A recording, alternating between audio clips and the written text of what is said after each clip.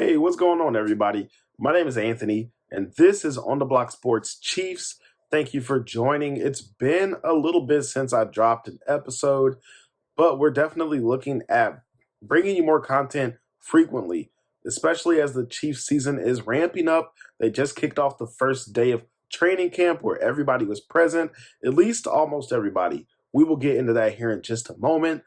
I apologize in advance if the audio is a little bit off. I had a couple of issues, but at this point, we just got to get something out there. And I want to hear your guys' feedback. Go ahead and like, comment, and subscribe to the channel. And go ahead and tell me what you think about each of the things that we'll talk about today.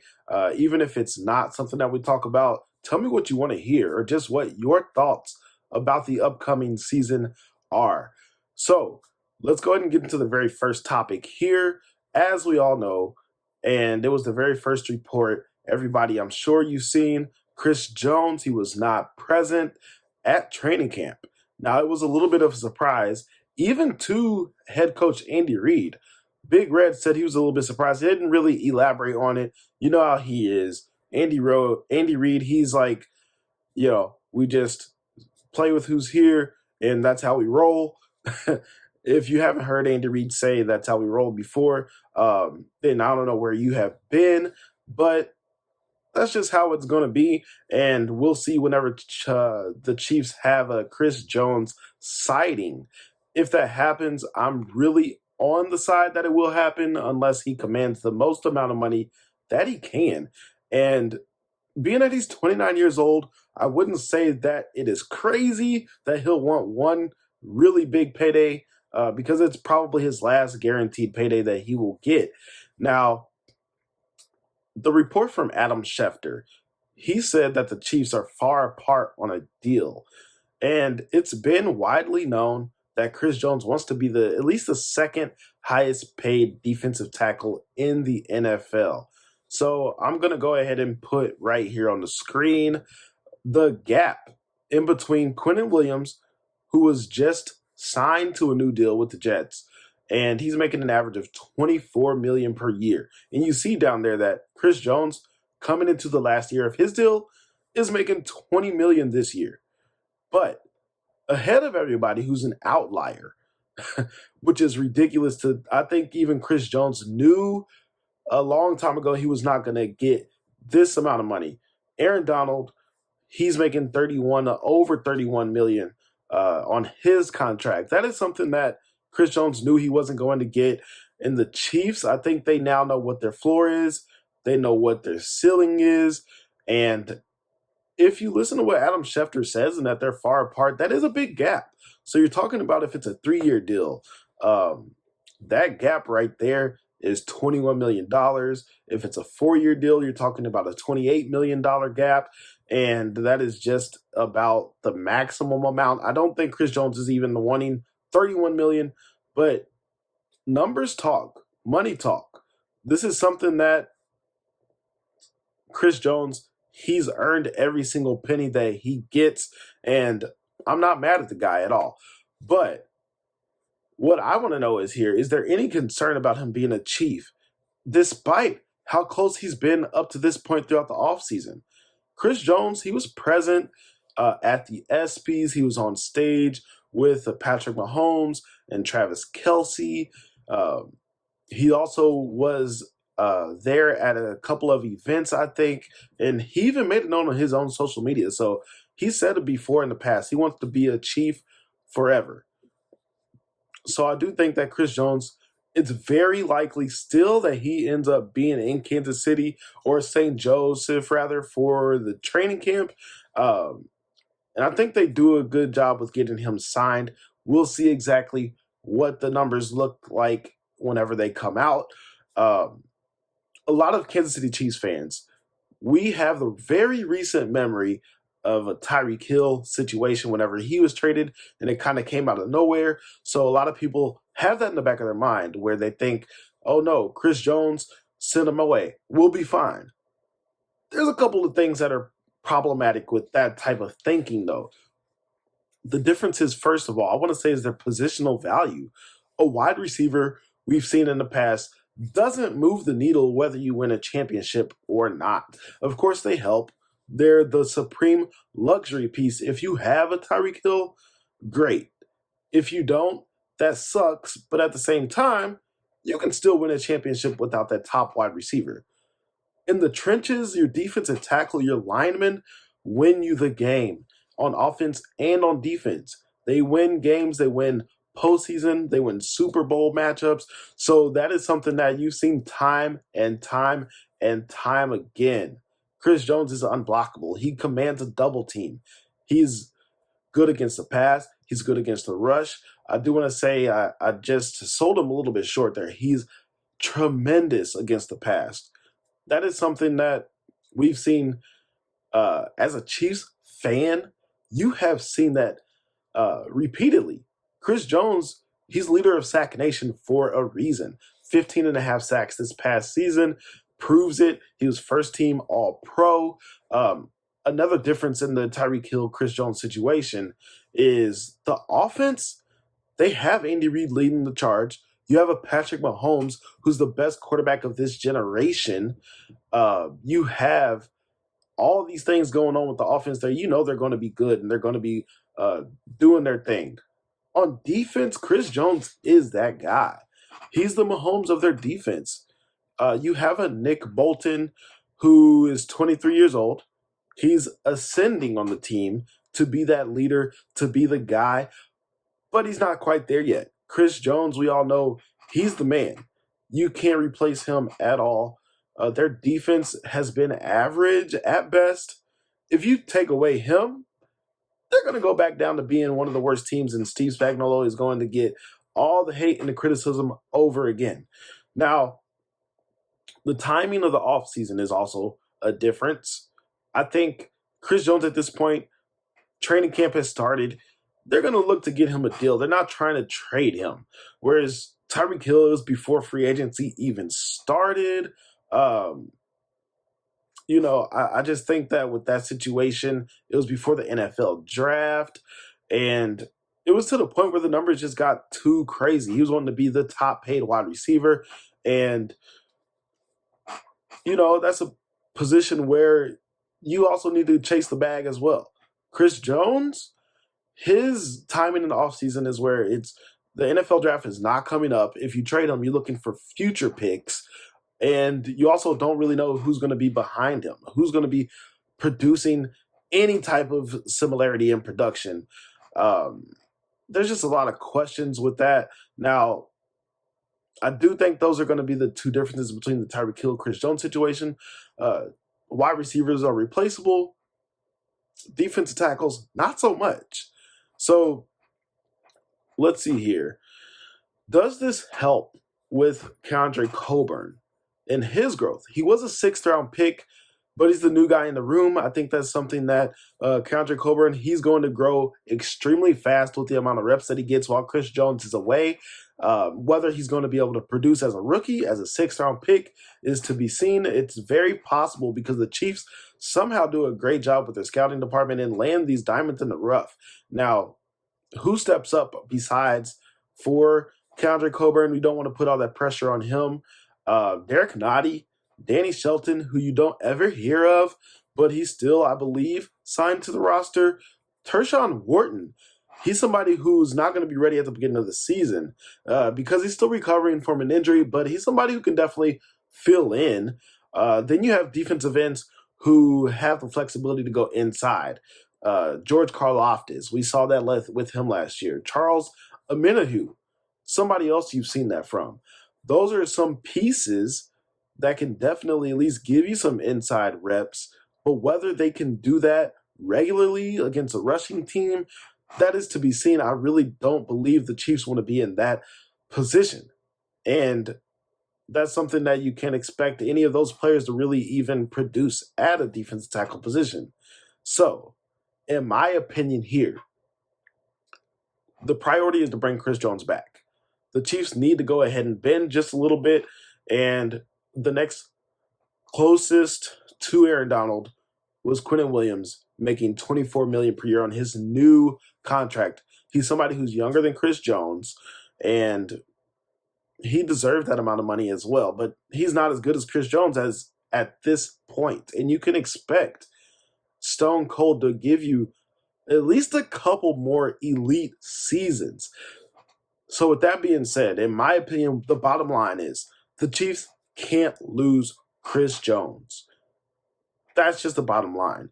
Now, of course, if he gets to an absurd asking price, I would say around 28 mil per year. Anything north of that, I will not be mad at the Chiefs for sticking to their guns. He's not going to sit out the whole season, so make him come back and play on his last year. You can even probably trade him if you can and get a piece, sign a piece that can maybe give you some production at that position. So you're looking at somebody who's going to give you some snaps, not somebody who's going to be giving you 15 and a half sacks, but at least just give you some snaps at the interior defensive line position. So bottom line, bring back Chris Jones unless his asking price is absurd. Now, they do need to bend a little bit, stick to their guns if you need to, but the priority is to bring him back. We'll see how that shapes out throughout this training camp. I believe he will be back at some point soon, but we'll see. The other thing that was a huge news bomb, and it shouldn't be a surprise, but it was because it's the very first practice. Kadarius Toney tweaked his knee, surprise, surprise, in a special teams drill working on punt returns. And as we've seen in the past, his punt returning ability can change the game. It can give the Chiefs a win in a Super Bowl. So that's something that we definitely don't want to see him out of action at all. And it's very possible that the Chiefs just played it safe with him. Maybe he tweaked it. It's the very first day of actually playing in training camp. So it might just be getting into football shape. And he's been doing a really good job in the offseason at being there, working out with Patrick Mahomes. But it's something that Giants fans, Chiefs fans, we know Kadarius Toney, he's not going to be there for all 17 games. This is not a good sign to see on the very first day of practice. Now, the silver lining is that Justin Ross, he got the first team reps at wide receiver. Now, the Chiefs definitely didn't do anything to simmer down the hype train. It could have been any other player that got first team reps. However, Justin Ross, he's talented, no doubt. He's gotten some praise also from fellow teammates like Patrick Mahomes. He has the talent, and the Chiefs, I think they wanted to see exactly what he's made of. Now, there weren't really major reports about him that I've seen, but Justin Ross, at least he was heavily involved. He was out there, and you don't hear anything about him suffering any injuries. So that's a win.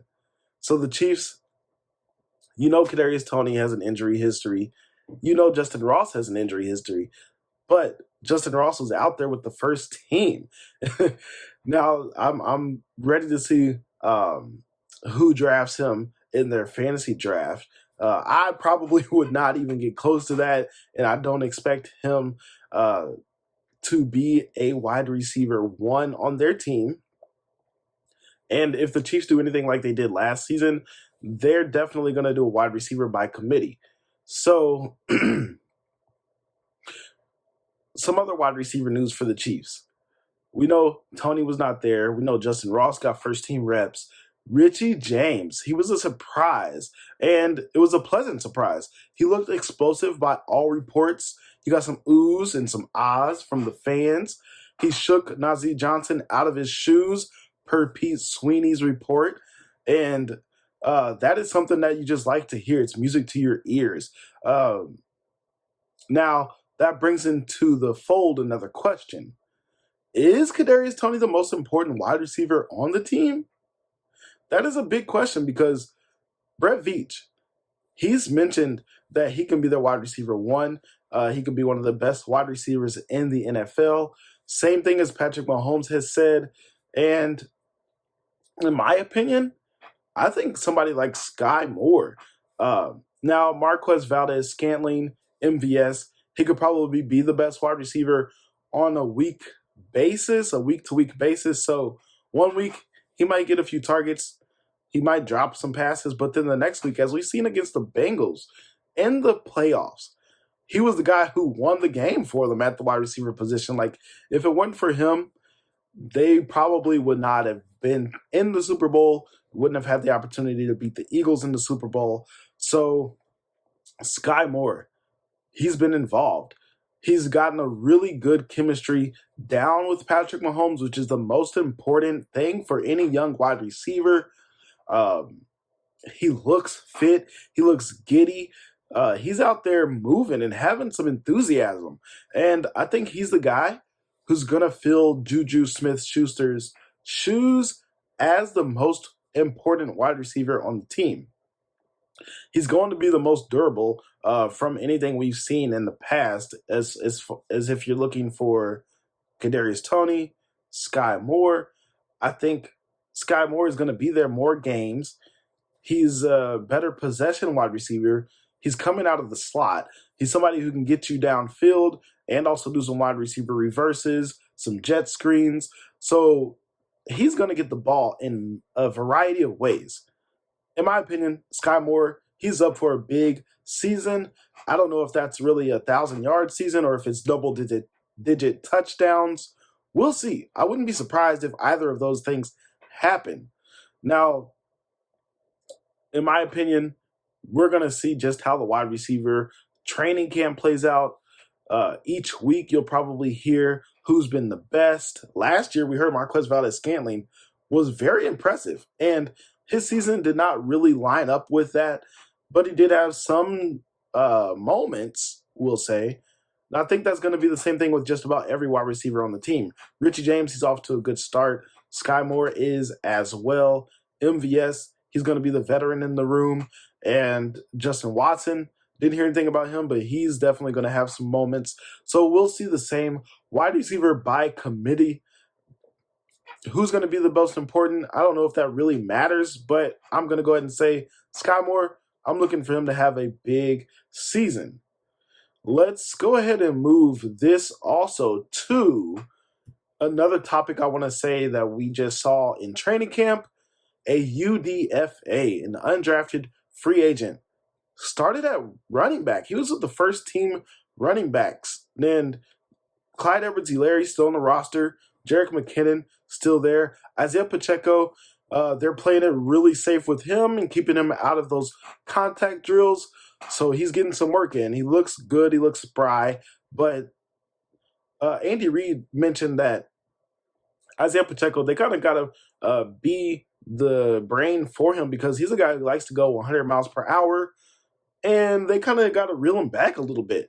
So Deneric Prince, he got the first team reps. If you hear different people talk, he reportedly catches everything. And he does everything. And he'll tell you that himself. So one thing that he definitely said whenever he was interviewed in his press conference, his quote says, "Me personally, I feel like I'm an every down back. I feel like I can do it all. Routes to running hard, whatever they need." Now, that definitely seemed to hold true on the very first day of training camp. He's doing some kickoff returns. The clip I saw, he was kind of bobbling the kickoff return, but it's good to know that he's out there and willing to do it. And he did mention that he has the open field ability, and he's looking forward to utilizing that if he is the guy who's back there returning the kicks. I think it's kind of eerily similar.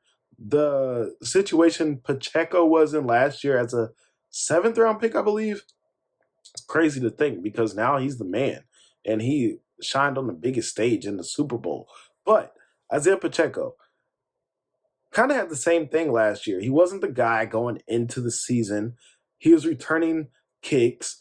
It's not a natural returner, but he was back there doing it just because you have the size and you have the speed and you're good in the open field. I think that's just crazy how Deneric Prince, he's going to be out there. At least it seems like he's going to be involved at some point. The Chiefs, their coaches, obviously, they want to see what he's made of. They like what they've seen at this point, to this point, rather. So I have a big question here about that. Does Deneric Prince make CEH expendable? Clyde Edwards-Helaire, the former first round pick of the Kansas City Chiefs, is a little bit smaller in stature. A little bit smaller in stature. Excuse me, I'm sorry.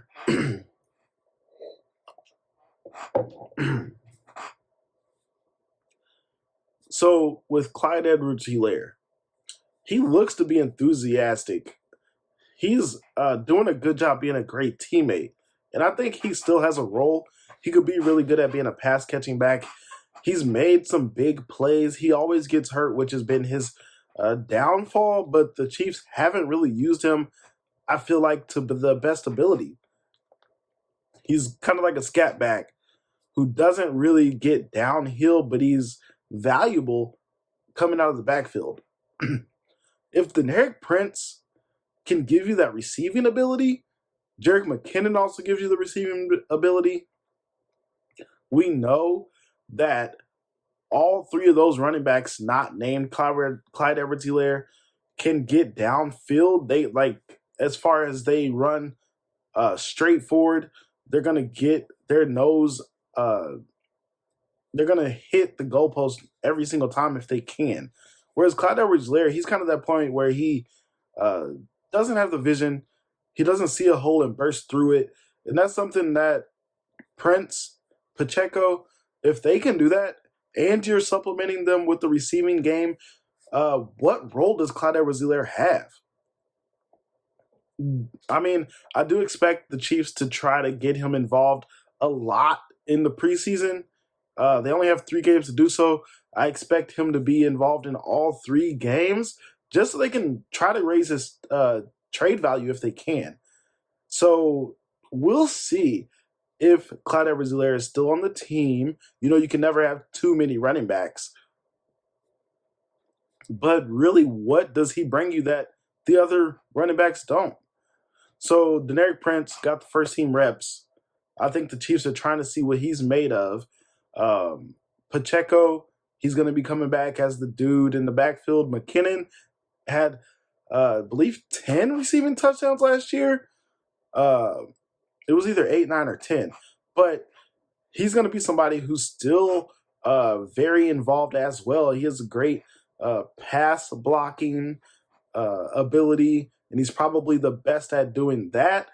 So he's going to be the third down back at the very minimum. We'll see how the running back room plays out also. So we talked a little bit here. We're going to see how training camp goes, how preseason goes. Chris Jones, will he make an appearance soon? Or will he stick to his guns and hold out and wait till the actual game start? I don't know about fines or anything like that yet, whether that'll play a role or not. But he's been in good spirits. He's been somebody who you would think still will be with the Chiefs just by the way he's moving. So we got Chris Jones. Kadarius Toney was out, but that opens up the ability for other wide receivers to show their game. And you got other wide receivers on this team that they want to make a name for themselves. Justin Ross, Richie James, Sky Moore, Justin Watson. It's just the deep wide receiver room, and somebody's going to definitely stand out. Kadarius Toney, he shouldn't probably give them that much room. If he can play, go ahead and get back on the field, dude. You don't need to be sitting out anymore. You're the wide receiver 1 for the team, right? Get out there, man. Quit being tweaked. Anyways, we'll talk about that soon as well. Hopefully we get Kadarius Toney back. Deneric Prince, he got first team reps. The Chiefs coaching staff definitely see something in him and want to see what he's made of.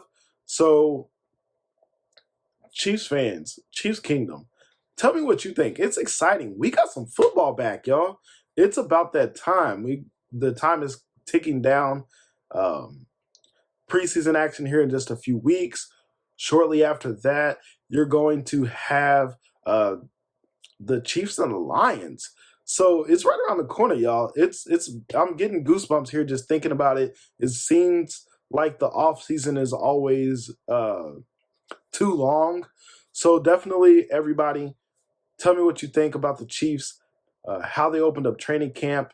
If you were there, let me know what you think about that. Also, what you saw, because everybody has their own eyes and everybody's not part of the media.